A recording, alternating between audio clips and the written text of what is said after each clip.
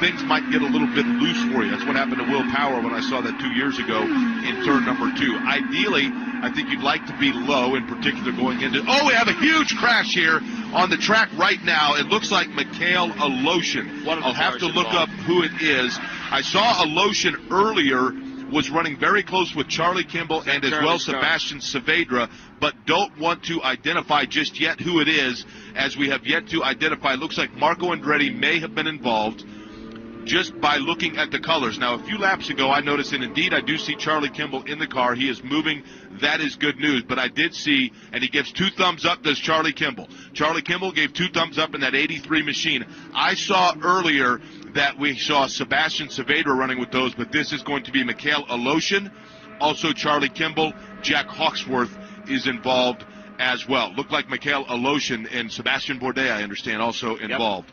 Yep. But the good news is, at least first and foremost, Charlie Kimball we can see getting out of the car and getting out of the car under his own power fairly easily. We will have to see and hope for the best now for Sebastian Bourdais. We are told Mikhail Aleshin and as well Jack Hawksworth involved in this incident. Boy, it's just a little thing. But the redesign over the years of these chassis, you look at the way the front end of that race car of Charlie Kimball's is gone, all the way back to the firewall, and thank goodness for that firewall.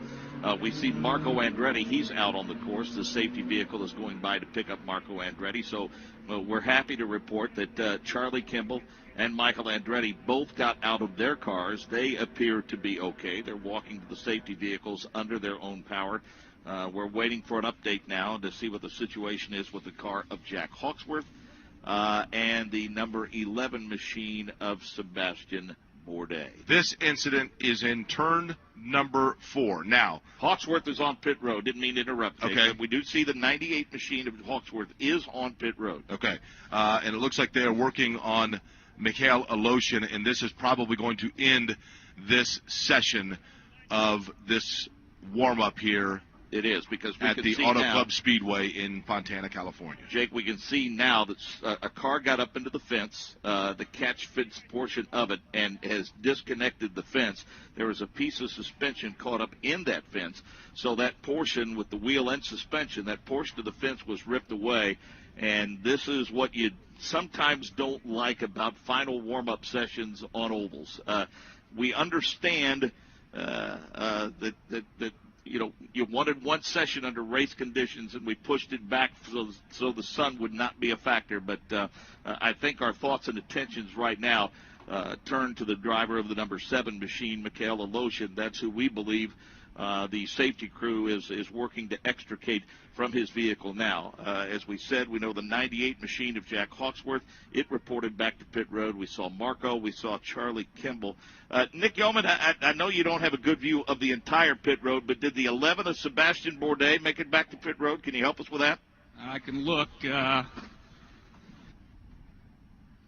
So while Nick Yeoman heads down pit road, takes a look at that, Jake Query, we can tell you that Ryan Briscoe was P1 after this session. Scott Dixon had a spin earlier. He was parked on pit road, but he managed to turn in the second fastest lap. Will Power, Charlie Kimball, James Hinchcliffe, your top 5. Elio Castro Neves, Tony Kanaan, Marco Andretti. The 11 of Sebastian Bourdais is back on pit lane. No communication from Mikhail Aleshin, according to those in his pit, so we can tell you Bourdais made it back to pit road. The other car involved, Hawksworth, made it back to pit road. We see Marco Andretti walking up pit road now, and we also know that Charlie Kimball was able to get out of his car, and he is, for all intents and purposes, okay. And the focus now and the attention turns to the number 7 machine of Mikhail Aleshin. Let me recap what it was that I saw. In the previous laps, I saw Charlie Kimball, Mikhail Aleshin, and Sebastian Saavedra running fairly close to one another. Nothing unusual, I think just working on the different field, but they did go 3 wide a few times. And then, as you and I were talking, I looked down to the screen. I think the camera moved over at the last time. They have not shown a replay, but definitely saw a car getting up into the air, getting the air underneath them. That clearly was the number 7 car of Mikhail Aleshin, and we can see that there is a substantial amount of damage done to the catch fence in turn number 4, and it looks like one of those Firestone Firehawks is in the catch fence itself. But, of course, our attention now is to the safety and the well-being of Mikhail Aleshin. As we have said many, many times before, Mark, and we'll say many times more, the Hamacho safety crew was there almost immediately. He is in the care of the best medical team that one could have in terms of auto racing when these things unfortunately do happen. Nick Yeoman is on pit road. Yeah, I made my way down to the pit of Mikhail Aleshin and spoke with a couple members of that crew. They have not gotten a word yet from IndyCar, and as well they have not heard from their driver, Mikhail Aleshin. Certainly, as we talked about, the intentions right now are to extricate him out of that race car, but the team standing down here and pretty nervous, Mark, because they have not heard from IndyCar or that driver. Tell you what, Jake, rather than to continue to tap dance, if you will, and speculate, let's go ahead and set the starting grid, at least the front row for tomorrow's race. Of course, this is going to change depending on the condition of some pretty torn-up race cars. But again, that is certainly secondary to the well-being of the driver of the number 7 machine. Your front row will be Elio Castro-Neves, Juan Montoya, and Joseph Newgarden. We'll be on the air tomorrow night at 6 o'clock. That's 9 p.m. Eastern time. It'll be Paul Page and Pippa Man in the booth. Yours truly, Jake Query, will be out on the course. And we'll have Nick Yeoman, Dave First, and Michael Young on pit road. Of course, you can follow the IndyCar series on Twitter. Of course, IndyCar Radio on Twitter. Throughout the course of the evening. I'll tell you what, before we get out of here, one of the guys involved was Marco Andretti. Nick Yeoman, you have him on pit road. Yeah, we're down here with Marco. I guess describe what you saw there in that accident. I saw smoke, but, man, it's hard to slow down from 220. I was crossed up. I almost crashed myself, and then I ended up spinning to the inside, so I missed the wall. But obviously my concerns are with Mikhail right now. I certainly appreciate it. Not a lot of drivers down here, I think, know exactly what happened. And, Mark, again, as we talked about, so I'm going to take a little time until we exactly find out what happened, but certainly hoping that the well-being of Mikhail Aleshin, and we'll get some word from that hopefully very soon.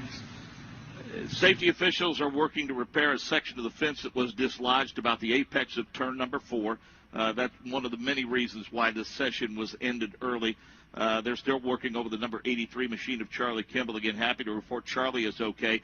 Marco Andretti's car suffered heavy damage. We just heard from him. He is okay. Jack Hawksworth, Sebastian Bourdais, they were able to get back to pit road, but the safety crew continues to work on the number 7 machine of Mikhail Aleshin. He has not yet been extricated from that car. Again, follow IndyCar on Twitter. Follow IndyCar Radio on Twitter. And they will continue to update you on the condition of Mikhail Aleshin. Sorry to end on such a somber note, but again, our thoughts and prayers are with the driver of the number 7 machine. We hope for the best news a little bit later on this evening as soon as we get it from IndyCar. That's going to do it from Auto Club Speedway in Fontana. I want to thank Chris Pollock, our Indianapolis studio producer. Our on-site engineer is Rick Evans. The director of the Indianapolis Motor Speedway Radio Network is Wally Levitt. For Nick Yeoman and Jake Query, I'm Mark James. So long for now from Fontana, California. A 3-car crash during an Indy Series practice at Auto Club Speedway in Fontana this evening. It happened on turn 4 when Mikhail Aleshin's car suddenly went into a spin car. According to IndyCar officials, Aleshin was conscious and airlifted to Loma Linda University Medical Center after complaining of pain in his right shoulder and right foot.